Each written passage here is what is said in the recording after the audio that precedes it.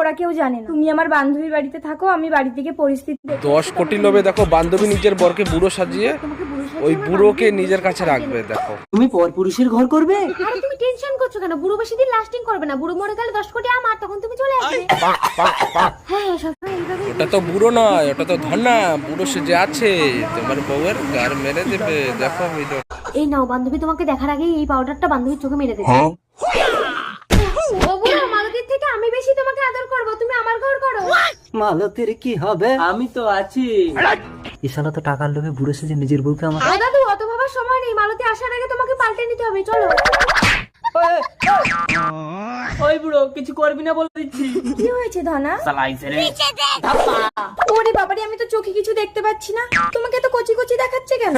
আমার উপরটা বুড়ো হলেও ভেতরটা তো কচি। হ্যাঁ হ্যাঁ জানি জানি, চলো বাড়িতে মা মেনে নিয়েছে। মা, এই মাকে